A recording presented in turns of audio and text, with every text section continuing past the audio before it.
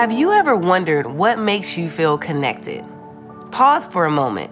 Take a look around your environment. What do you see, hear, smell, taste, or touch? And ask yourself this question: how connected do the things around me make me feel? Hi, my name is Stacy Burrell with Raise the Future. And each and every one of us experience connection through our senses. When I think about kids who've had tough beginnings or a challenging start at life, I'm reminded that need for connection is not only desired, it's necessary for survival. Let's dive right into this discussion around our senses. There are 5 basic senses that translate external experience into internal information. Our bodies receive information from what we hear, touch, see, taste, and smell. The brain relies heavily on this information. And something that I like to say often is, the brain doesn't have eyes. It gathers information, but our senses help us process meaning. Let's start off this sensory journey with touch. Do you know what the largest organ in your body is? It's your skin. We have nerves throughout our body that are constantly sending information to our brain. If you took a feather and rubbed it across the top of your nose, it would probably tickle. If you took that same feather and rubbed it across the top of your hand, it might feel soothing. Well, that's because we have different receptors located throughout our skin. Unfortunately, for many of our kids, touch was harmful. So we want to be mindful about what their comfort level is. Healthy touch can be modeled and displayed in so many ways. Placing your hand on the shoulder of a teen periodically throughout the day might meet their need for physical touch. Some of our children feel connected when we hold their hand, give them a hug, a pat on the back, or some form of symbolic touch. Research shows that physical touch helps our children heal, and eventually they can develop felt safety. Now let's explore taste. Did you know that you have thousands of taste buds on your tongue? Well, you do. And guess what? Every week, new taste buds replace the old ones to keep your senses sharp. Think about some of your favorite foods. I'm sure there's a memory associated with it. Growing up, my dad would take us to church every Sunday, and he would stop by the gas station to buy us breakfast: off-brand orange juice and a bag of Lay's potato chips. Every time I taste either of those items, I think about all the good times I spent with my dad. For many families, cooking large meals together and sharing food is how they demonstrate love. Consider asking your child this question: what types of foods make you feel good on the inside? Some kids may say, my mom used to cook me grits and bacon for breakfast, or huevos rancheros, and that made me feel really good. Gaining this type of insight can help us meet their need for belonging. Next up, our sense of smell. Real estate professionals not only understand square footage and market value, they are experts on connection. When you walk into an open house, believe it or not, the first thing you recognize is how it smells. Selling agents are smart. They'll light a fireplace, they'll bake cookies, or they'll add pumpkin spice air freshener in the room. Why do they do this? To help you experience the home through all of your senses. Not just what you see and touch, but what you smell. For children with deep trauma, the smell of something can create connection or chaos. Breakfast cooking in the morning could remind them of being separated from their family.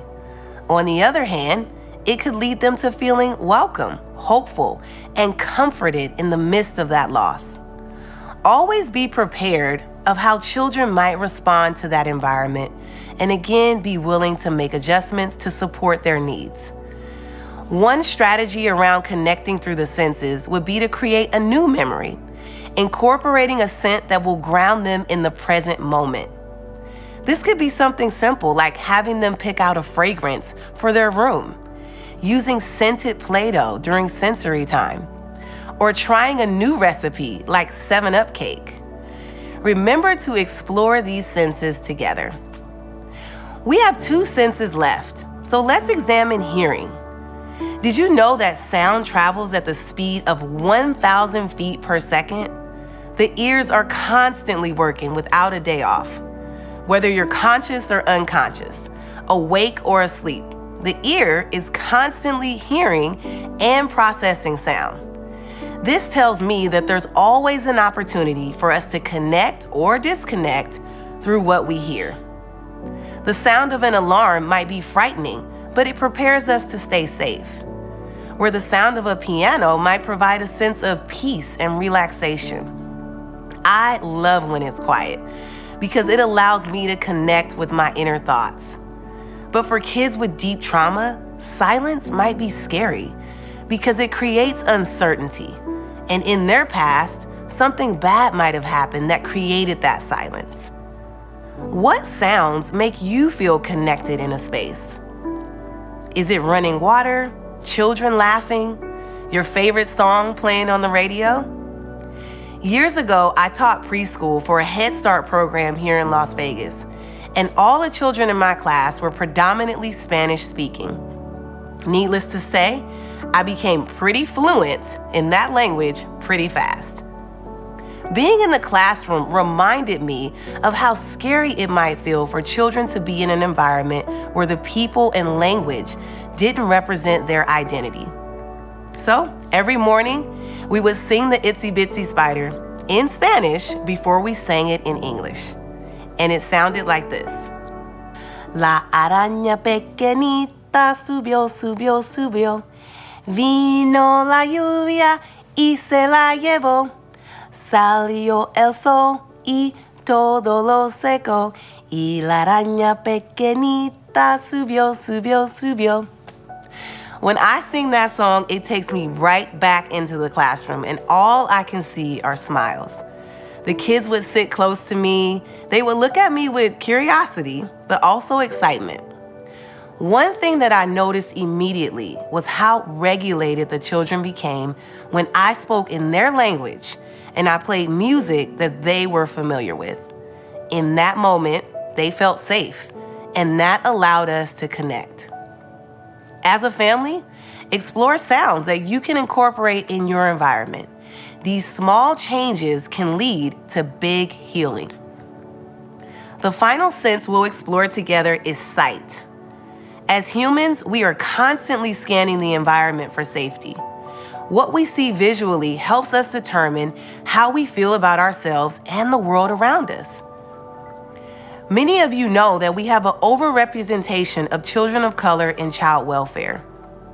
So when our youth are entering facilities, homes, and connecting with families, keep in mind that what they see in that environment, it creates a belief system. One activity that can help children create a sense of pride and connection is creating a vision board. Be sure to have a variety of magazines and images that reflect their identity and culture. It's vital that children of color have positive racial mirrors all around them. Vision boards allow for creativity, curiosity, and connection. As a Black mother of 2 children, I ensure that my kids see images of successful Black men and women. One of my favorite quotes is, "Children can be what they see," which also reminds me that it's hard for children to be what they can't see. Children may not express the need to connect visually, so we should take steps proactively to help them feel a sense of safety. If connecting through your senses feels challenging, please remember you are not alone. Based on your childhood experiences and your parenting style, you might have some resistance. Just remember, challenge sets the stage for change. Give yourself time, space, and grace. Let me leave you with some encouragement as you embark on this path of connection. And I'll close with a story that was told by Portia Nelson, and it's called "There's a Hole in My Sidewalk." This is a woman who was very successful in her life, but she credits that success to her willingness to change. They asked Portia, "Can you summarize your life using 5 index cards?" And this is what she wrote down. Chapter 1 of my life. I walk down the street. There's a deep hole in the sidewalk. I fall in. I'm lost. I'm helpless. It isn't my fault, and it takes forever for me to find a way out. Chapter 2 of my life. I walk down the street. There's a deep hole in the sidewalk. I pretend I don't see it. I fall in again. I can't believe I'm in the same place. But it isn't my fault, and it still takes a long time to get out. Chapter 3 of my life. I walk down the same street. There's a deep hole in the sidewalk. I see it there. I still fall in. It's a habit, but my eyes are open. I know where I am. It is my fault, and I get out immediately. Chapter 4 of my life. I walk down the same street. There's a deep hole in the sidewalk. I walk around it. Chapter 5 of my life. Finally, I walk down another street. We all have the power to change direction, which will eventually change our destination. But to build strong connections and to help our children heal, we may have to walk down another street.